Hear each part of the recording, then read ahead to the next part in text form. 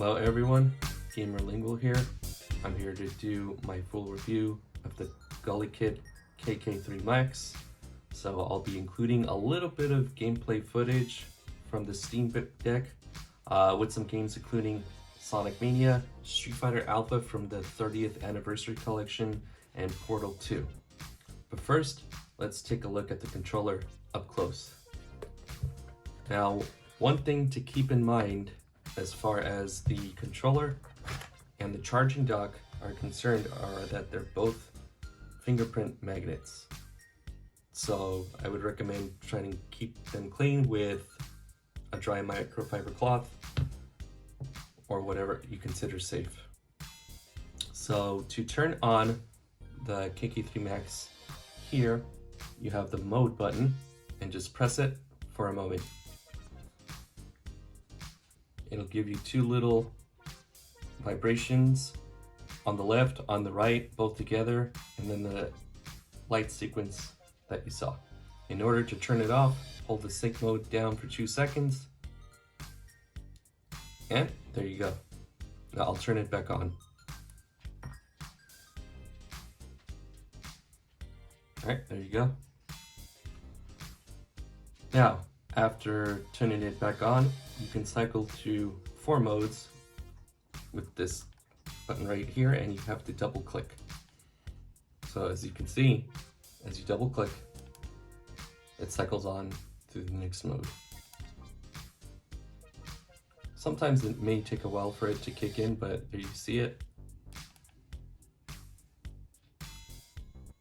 And the 4 modes that this has are the Switch, Windows, Android, and Hyperlink adapter, or basically your wireless mode. As far as what you're able to play this controller with, as mentioned before, you can play on Switch, Windows PC, Android, and on Steam Deck per my testing. You can also play on iOS or macOS using Bluetooth. Now, if you want to play on Xbox, you'll have to use the Brook Wingman XB2 converter, or as far as the PlayStation 5, you'll need the Brook Wing XE2 converter. And for the PlayStation, you're going to have to play it in wired mode, so that's something to consider. Now here we have the Hall Effect joysticks, and they use magnetic modules, which basically means that they help reduce stick drift, at least to a minimum. They declare that it will remain drift-free permanently, but in my opinion, it's for a really long period of time. Okay, so one of the features that I'd like to show is how to basically replace the joysticks. So basically what you need to do is hold it from the bottom as instructed, and then pull out the thumbstick cap. So make sure that the hexagonal shape matches the hexagonal shape on the stick. And once you fit it in, it can be a little bit loosey-goosey, but once you do, press it down and you should be good to go. There you go. So that's a convenient feature. I found the joysticks to be very responsive when I played first-person games such as Portal 2 and Doom 2016. They're also responsive, of course, when you play third-person games like Resident Evil 4 Remake. Now, the controller also features magnetic or Hall Effect triggers, which allow you to switch between digital for faster firing, great for shooting games, or analog for pressure sensitive action for driving games such as Forza Horizon 5. I noticed that as I was playing Doom, there was a quicker rate of firing, as well as Doom Eternal, and the switches here can be swapped vice versa. And as you can see here, as I said before, fingerprint magnet, not much you can do about that. So the long line means digital, and the little period here means analog. So you can switch between them. So then you can go back to normal and you'll be able to feel the differences. Here are the couple of the back paddles installed. You also have shorter paddles here, depending on what your preference may be. And to install them, here's one example. Just insert it in, push it so it can be snugly fit in. And to take it out, simply pull it back out. You should be okay. I found the bottom ones easier to install than the top ones. So just be a little bit more careful when you install the pedals on the top empty areas. Now, in order to map or remap the paddles, hold this settings icon, which is a gear, and then press the rear paddle once, you'll feel a short vibration. Press the button here that you want to map it to, and you'll have a longer vibration. To cancel it, just press the same paddle you had before, and you'll have a regular short vibration, and you should be good to go. So there you go. Now, as you can see from the instructions, the controller features rapid fire turbo, button swaps between Xbox and Nintendo setups. You can also adjust the vibration intensity, the vibration modes, and here is something with what they call the APG recording file share. So go ahead and look at the instructions, pause the video at your convenience so you can read how to set up everything to your taste. Now here you have the instructions for other settings, such as this motion aim assist. Clear all settings, basically put it back to factory settings, adjusting the joystick sensitivity, adjust the light brightness, and you can set the D-pad between 4 and 8 directions. I think this is one of the few controllers that actually has that feature, and it's meant to prevent ghosting in gaming, which is probably for shooters specifically. So once again, pause the video if you need, just so you can adjust the settings as you need. As far as D-pad performance is concerned, I found it more than adequate. I played it with different fighting games such as Killer Instinct and the different Street Fighter games on the 30th anniversary collection, as well as side-scrollers. And you guys will be able to see all that through the gameplay that I'll feature. I wouldn't say that the D-pad is perfect, but I would say 92% of the way there as far as accuracy is concerned, in particular for fighting games. So if I were you, I would probably buy this from a place that has a good return policy, most likely Amazon, because everyone always says like, oh, a certain D-pad is always superior to another gamepad. But the way I look at it, everyone has different tastes, everyone has different play styles, so results may vary. So definitely make sure that the D-pad is to your liking, as well as, well, I mean everything, the buttons, the pedals. But overall, I mean, I found it good, and you guys will get to see through the gameplay footage how the D-pad works. But just so you guys know, I'm not a pro player, but you'll get an idea of how good the D-pad can be. Alright, so here is the button grabber tool. So you can swap out, as I said, between the Nintendo and Xbox layouts. But one thing to be very mindful of is when you put the buttons in, if you put the wrong button, you can get it stuck.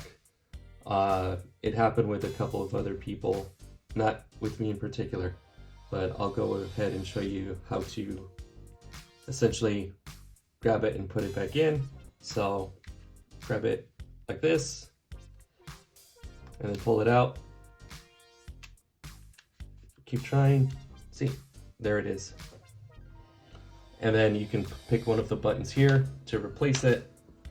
Now, Gulikit on their website claimed that these are second generation mechanical buttons, but from what a couple of other users have discovered, these buttons are not mechanical. I'm not an expert when it comes to parts, but if that's true, then if that bothers you, that, like I said, be aware. It doesn't bother me as far as the gameplay experience that I've done. Totally fine. So if you can tell here from the button, it has this little curve. So if I were to put it that way, yeah, I'll have trouble and I can't use the tool. So place it back to normal and you're all set. So hope that helps when you install your buttons. Now, Gulikit recommends that you download Microsoft's official X input mode software, which lets you test your wired and wireless connections. So you can get that download off the website. As far as their battery is concerned, it's 28 hours long with the turbo mode, lights, and rumble all off. Gulikit claims that if you have all of those features on, it could be 15 hours or less, depending on the strength of the rumble that you use. And it's also on a 950 milliwatt per hour battery. Now we'll go ahead and look at the charging dock. So as you can see here, I have my USB-C cable plugged here to the side. And it's meant to be kind of like a wireless charging mode. They call it universal, but I found that this doesn't fit the Xbox Elite either way. So, I mean, it may, but I don't want to mess with it. So just make sure that this little adapter can fit your controller. Otherwise, it will most likely fit on the King Kong Pro 2 controller, and of course this. To install it, just insert it here.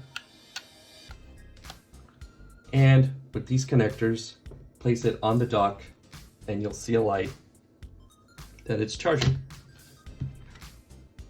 And you're all set. Now, Gulikit hasn't said how long it'll take to charge, whether it's in this mode or direct wired mode. They didn't mention any fast charging, so it may take anywhere between 2 to 5 hours, whether or not it features that fast mode charging or not.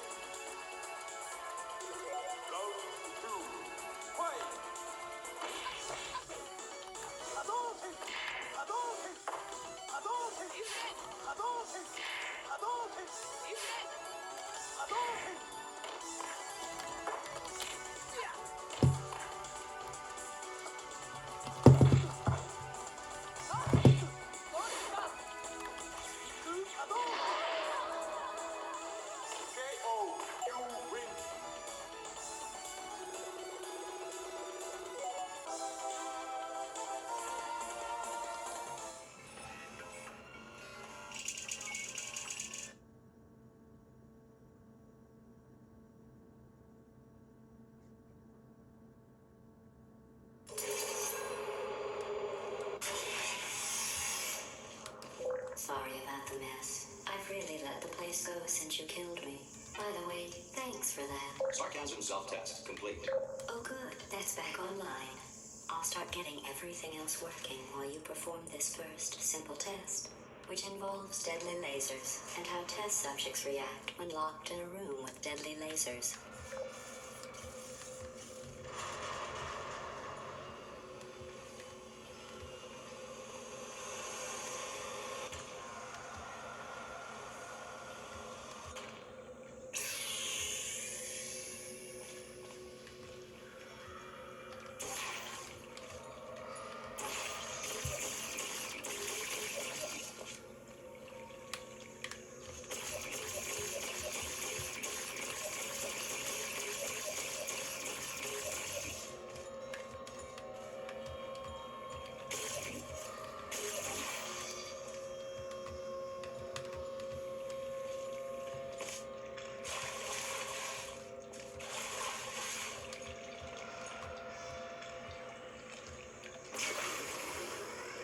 Not bad.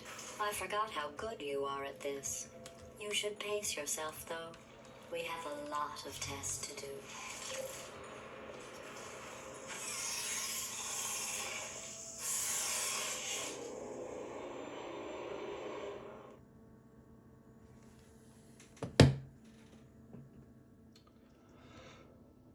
Now for some final thoughts.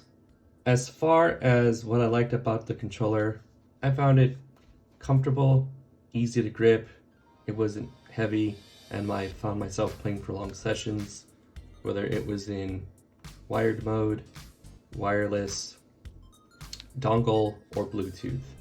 So all features you should have no problem, unless you're one of those competitors for online shooters, then you'll definitely need to do wired mode. The thumbsticks and buttons have nice clickiness and overall sounds to them, but they're not super noisy. So it felt satisfying, but at the same time, not annoying. So I think this is something that everyone can enjoy. The ease of remapping everything with the settings button is really smooth. After you read the buttons and get the hang of it, I mean, it's everything an all-in-one controller. So it's pretty incredible when you consider that it's $80, including all these accessories.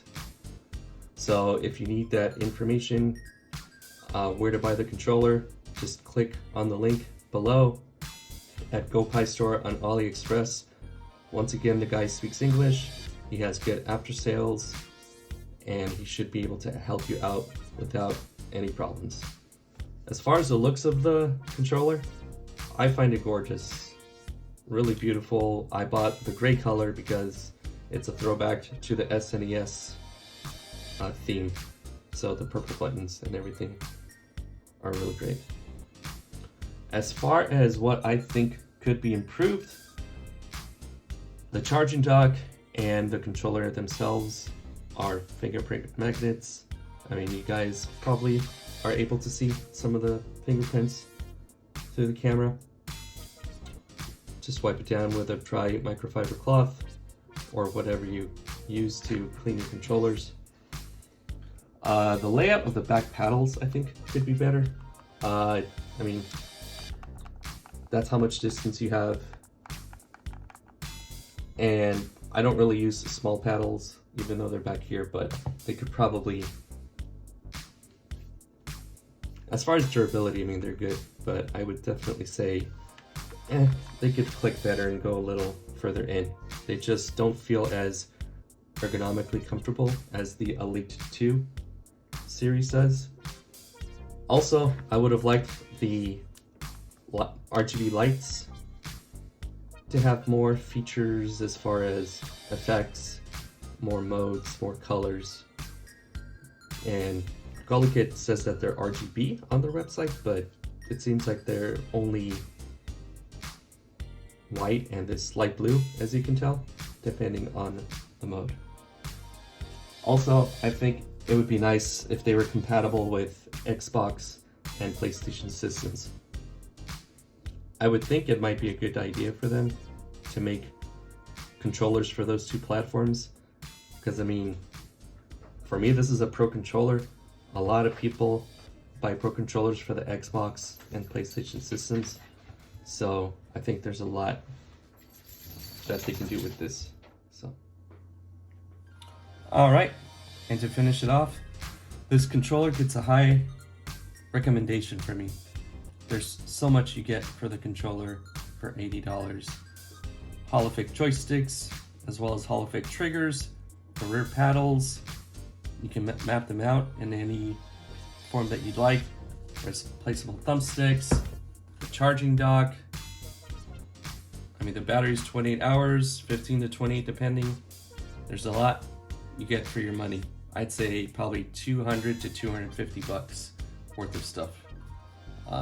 So if you decide to buy it, definitely pick it up in the link in the description below.